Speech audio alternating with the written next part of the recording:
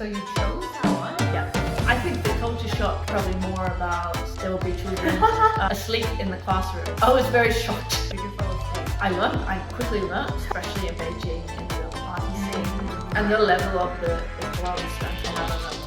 Definitely. 来，七哥所是 Adele， 今天特别邀请到我的澳洲朋友 Lauren。 Hello， 我是罗兰，我是他的朋友。你是我的。Lauren 以前在台湾住过1年的时间，所以今天我们想要来讨论一下他在台湾的经历。因为他也在中国待过，所以我们想要讨论一下中国跟台湾之间的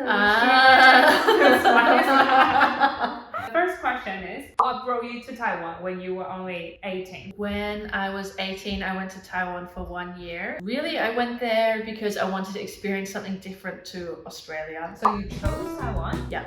Really? And why did I choose Taiwan? Because someone from Taiwan showed me some nice looking food. And I thought, why not? You were attracted, seduced by Taiwanese food. Yeah, basically. And I also, this is quite silly, but I didn't want to go somewhere really cold. Aww. So I thought Taiwan wouldn't be too cold like Europe. And now I live in England and I'm very cold. So did you think you made a good choice? Very much so, yeah. What was your impression of Taiwan? Because I'm sure you were only 18, you probably didn't know much. Before I went, don't do this. I didn't look it up at all. I didn't know anything. And you know, I was a very innocent young girl. And so I think I had a lot of culture shock when I went there. And that's also my fault for not researching what I was getting myself into. Right. And my impressions of Taiwan changed over time a lot. Right. And I think that's why, I guess, as I learned Chinese, I could understand more what's going on. Yeah, I was not used to living in a big city. Even though I was from Sydney, I wasn't a big city. Yeah, but I wasn't living in the city centre in an apartment. Downstairs there's convenience stores, restaurants everywhere, really good MRT system. Right. Yeah, it was quite different, a lot busier and a lot more things to do, I think. Right. So would you say that was your the biggest culture shock? I think the culture shock is probably more about, I guess, how people are. Just so different. Yeah, a different lifestyle. Lifestyle.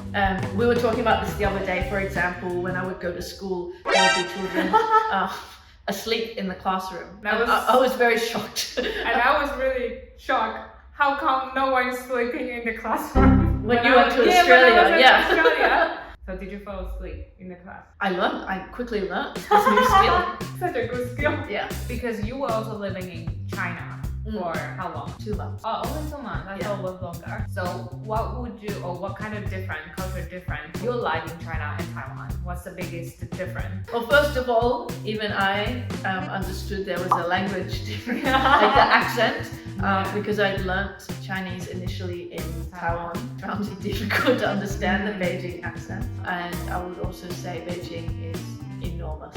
It is so big. Yeah. I guess some other things. This was quite about 10 years ago now, but so things I guess have changed, but a lot more, I guess, security. So for example, going into the metro, you have to put your bags through security. Food is better in Taiwan. So offensive.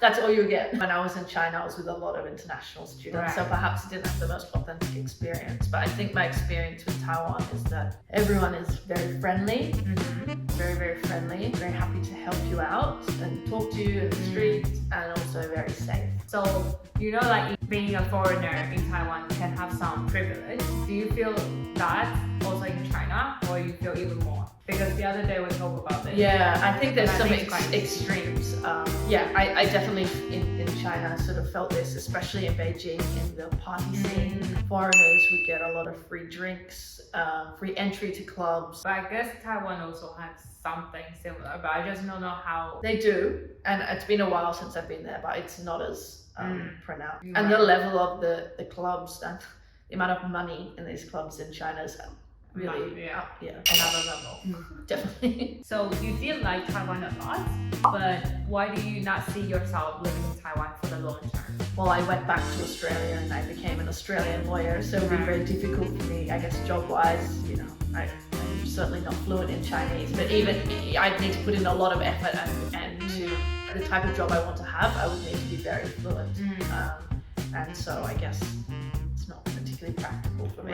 But I do, like, I love Taipei. I love living there. I think it's an amazing place, very convenient. It's a good place to live. I do feel like the working environment is still quite traditional, I would say. Like a lot of companies are not ready for foreigner. I've heard like some Taiwanese company, they try to employ foreigners, but it just because of the culture, it's just a lot of things that still, there are some limits. I guess if you're used to something, it's difficult if you have to transition, isn't it? Yeah. All right, last question. When are you going back to Taiwan?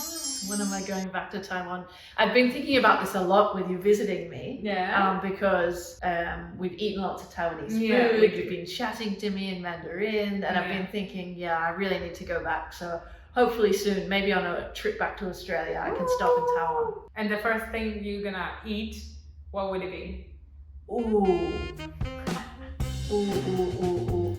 You're not even good answer. No. I don't think I would know the answer. I mean, I would need to go to a night market.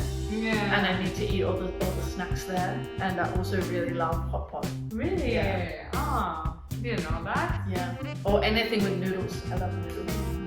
All right. Thanks so much for coming. And I hope to see you in Taiwan.